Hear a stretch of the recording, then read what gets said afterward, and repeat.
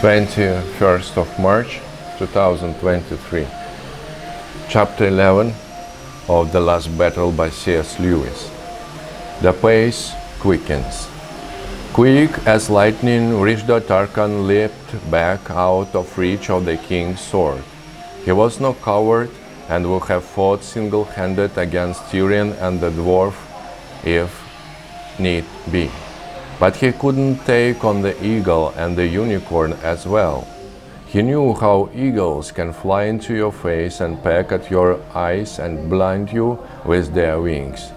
And he had heard from his father, who had met Narnians in battle, that no man, except with arrows or a long spear, can match a unicorn, for it rears on its hind legs, and as it falls upon you, and then you have its hoofs and its horn and its feet and its teeth to deal with all at once. So he rushed into the crowd and stood calling out, to me, warriors of the Tisroc, may he live forever. To me, all loyal Narnians, lest the wrath of Tashlan fall upon you." While this was happening, two other things happened as well.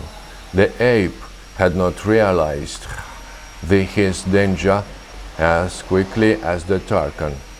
For a second or so he remained squatting beside the fire, staring at the newcomers.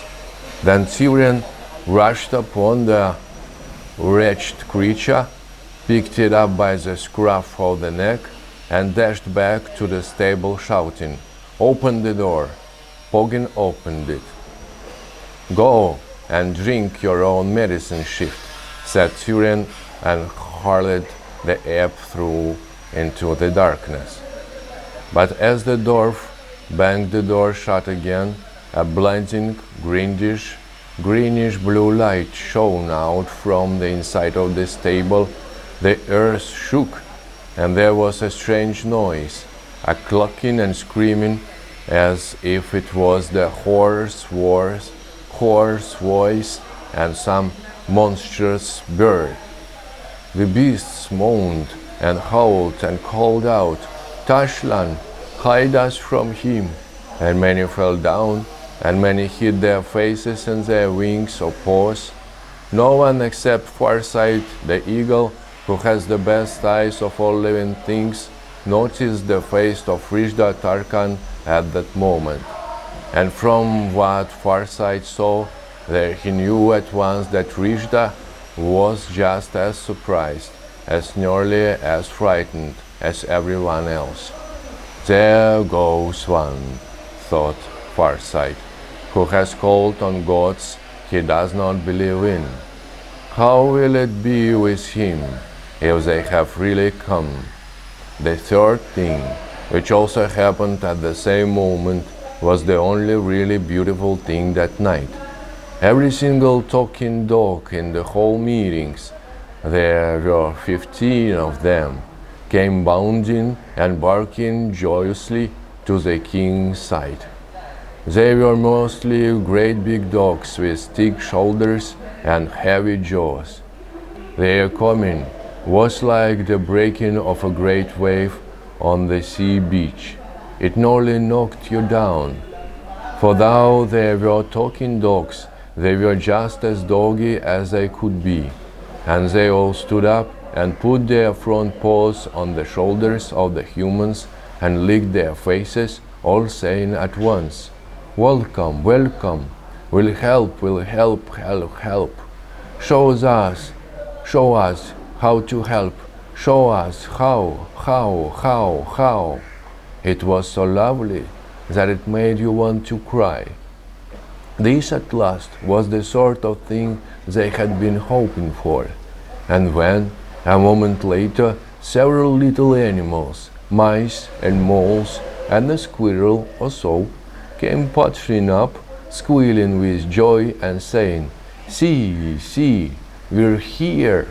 And when, after that, the bear and the boar came too, Eustace began to feel that perhaps, after all, everything might be going to come right. But Tyrion gazed round and saw how very few of the animals had moved. To me, he called. Have you all turned cowards since I was your king? We daren't, whimpered dozens of voices. Tashlan would be angry. Shield us from Tashlan. Where are all the talking horses? Said Tyrion to the boar. We've seen, squealed the mice. The ape has made them work. They're all tied down at the bottom of the hill. Then all your little ones, said Tyrion, you nibblers and gnawers and nutcrackers, away with you as fast as you can scamper and see if the horses are on our side. And if they are, get your teeth into the ropes and gnaw till the horses are free and bring them hither. With a good will, sire, came the small voices, and with a whisk of tails those sharp-eyed and sharp-toothed folk were off. Tyrion smiled for mere laugh as he saw them go. But it was already time to be thinking of other things. Vrishda Tarkan was giving his orders. Forward, he said. Take all of them alive if you can, and hurl them into the stable or drive them into it. When they're all in, we will put fire to it and make them an offering to the great god Tash. Ha! Said Forsyth to himself. So that is how he hopes to win Tash's pardon for his unbelief.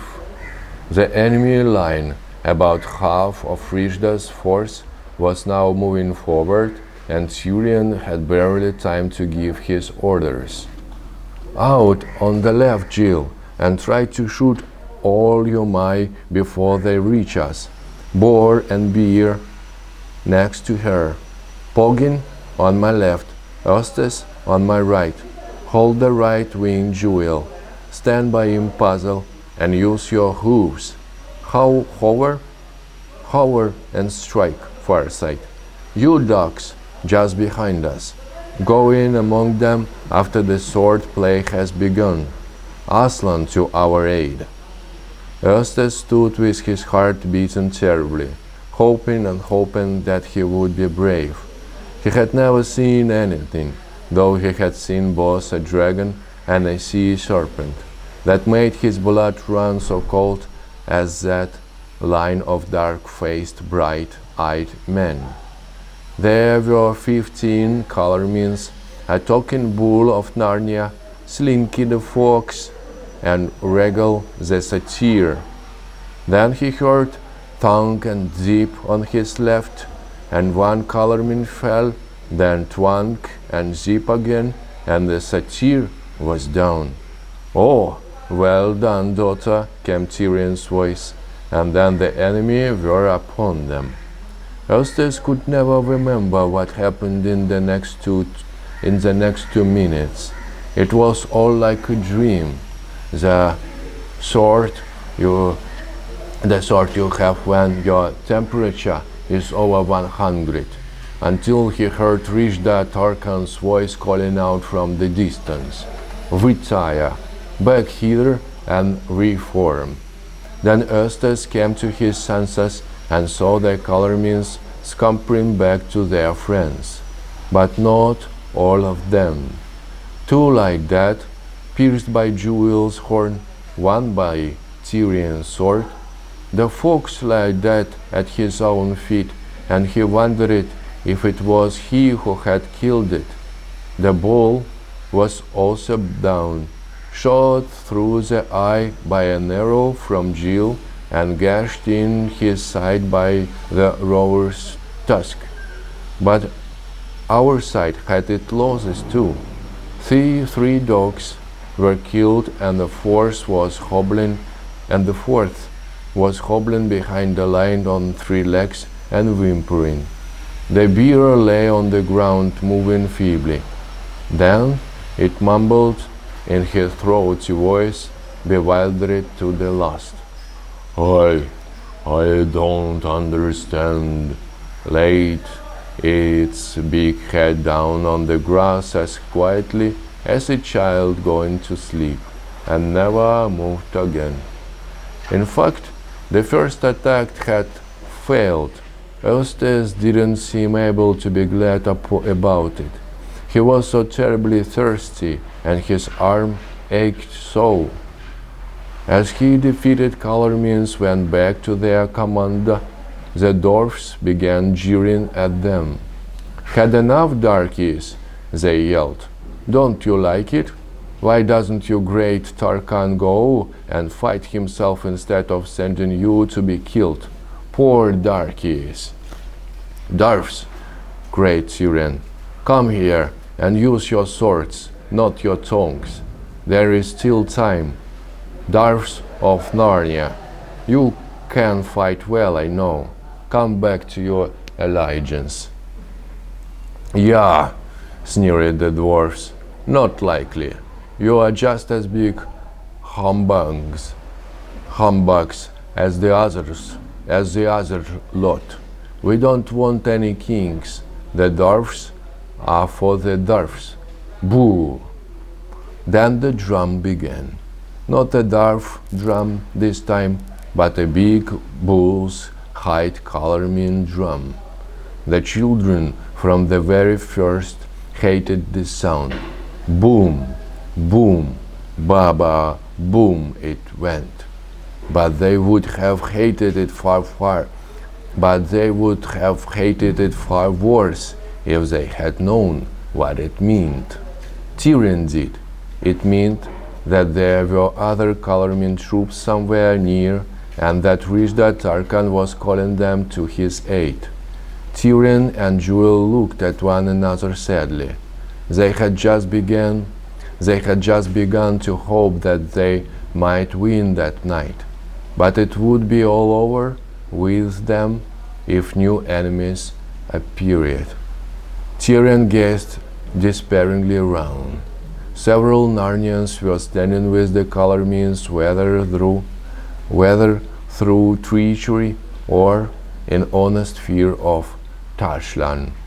Others were sitting still, staring, not likely to join either side. But there were fewer animals now. The crowd was much smaller. Clearly, several of them had just crept quietly away during the fighting. Boom, boom, bada boom went the horrible drum. Then another sound began to mix with it. "Listen," said Jewel, and then "Look," said Farsight. A moment later there was no doubt what it was. With a thunder of hoofs, with tossing heads, widened nostrils, and waving manes, over a score of talking horses of Narnia came charging up the hills. The gnawers and nibblers had done their work. Poggy, the dwarf, and the children opened their mouths to cheer, but that cheer never came. Suddenly the air was full of the sound of twanging bowstrings and hissing arrows. It was the dwarfs who were shooting, and for a moment Jill could hardly believe his eyes. They were shooting the horses. Dwarfs are deadly archers. Horse after horse rolled over. Not one of those noble beasts ever reached the king. "Little swine!" shrieked Eustace, dancing in his rage. "Dirty, filthy, treacherous little brutes!" Even Jewel said, "Shall I run after those dwarfs, sire, and spit 10 of them on my horn and each plunge?" But Tirian, with his face as stern as stone, said, "Stand fast, Jewel. If you must weep, sweetheart," this was to Jill, "turn your face aside and see you wet not your bowstring. And peace, Eustace. Do not scold like a kitchen girl. No virile scolds. Cartos, words, or else hard knocks are his only language. But the dwarfs jeered back at Eustace. That was a surprise for you, little boy, eh? Thought we were on your side, did you? No fear. We don't want any talking horses. We don't want you to win any more than the other gang. You can't take us in. The dwarfs are for the dwarfs.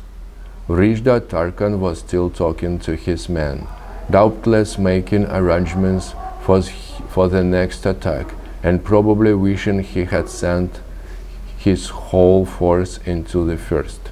The drum boomed on.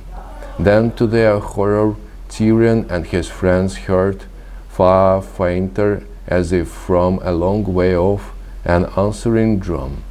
Another body of Calormenes had heard Rizda's signal and were coming to support him. You would not have known from Tyrion's face, and he had not given up all hope. That he had not given up all hope. Listen, he whispered in a matter-of-fact voice. We must attack now, before yonder miscreants are straightened by their friends. Bethink you, sire, said Poggin, that here we have the good woolen wall of the stable at our backs. If we advance, shall we not be encircled and get sword points between our shoulders? I would say as you do, dwarf, said Tyrion, were it not their very plan to force us into the stable. The farther we are from its deadly door, the better. The king is right, said Farsight.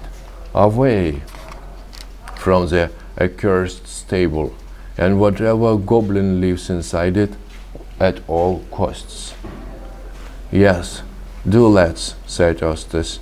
I'm coming to hate the very sight of it. Good, said Tyrion. Now look yonder to our left. You see a great rock that gleams white like marble in the firelight. First we will fall upon those Calormenes. You, maiden, shall move out on our left and shoot as fast as ever you may into their ranks. And you, eagle, fly at their faces from the right.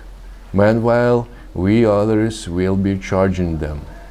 When we are so close, Jill, that you can no longer shoot at them for fear of striking us, go back to the white rock and wait.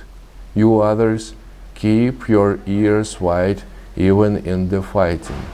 We must put them to the flight in a few minutes, or else not at all, for we are fewer than they. Fewer than they. As soon as I call back, then rush to join Jill at the White Rock, where we shall have protection behind us and can breathe a while.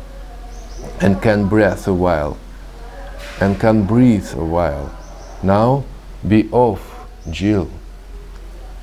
Feeling terribly alone, Jill ran out about 20 feet, put her right leg back and her left leg forward, and set an arrow to her string. She wished her hands were not shaking so. That's a rotten shot, she said, as her first arrow sped towards the enemy and flew over their heads. But she had another on the striking next moment. She knew that speed was what mattered. She saw something big and black darting into the faces of the Calormenes. That was Farsight. First one man, then another, dropped his sword and put up both his hands to defend his eyes. Then one of her own arrows hit a man, and another hit an Arnian wolf who had, it seemed, joined the enemy. But she had been shooting only for a few seconds when she had to stop. With a flash of swords and of the boar's tusks and jewel's horn, and with deep baying from the dogs, Tyrion and his party were rushing on their enemies like men in 100 yards race. Jill was astonished to see how unprepared the Calormians seemed to be. She did not realize that this was the result of her work and the eagles. Very few troops can keep on looking steadily to the front if they are getting arrows in their faces from one side and being pecked by an eagle on the other. "Oh, well done," shouted Jill. The king's party were cutting their way right into the enemy. The unicorn was tossing men as you'd toss hay on a fork. Even Eustace seemed to Jill, who after all didn't know very much about swordsmanship, to be fighting brilliantly. The dogs were at the Calormians' throats. It was going to work. It was victory at last. With a horrible, cold shock, Jill noticed a strange thing. Though Calormians were falling at each Narnian sword stroke, they never seemed to get any fewer. In fact, there were actually more of them now than when the fight began. There were more every second. They were running up from every side. They were new Calormians. These new ones had spears.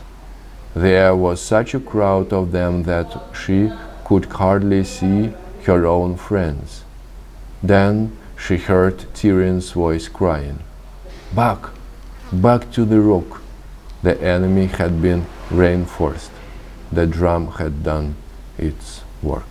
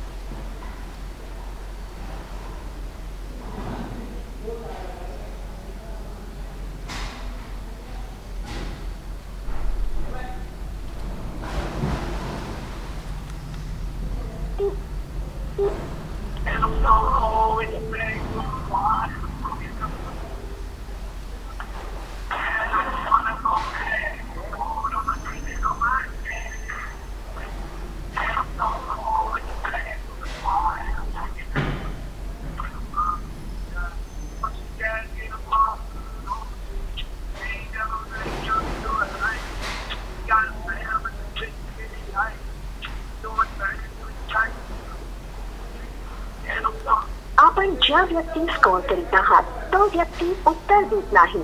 कृपया नंतर प्रयत्न करा. आप जिस व्यक्ति को call कर रहे हैं वह उत्तर नहीं दे रहे हैं.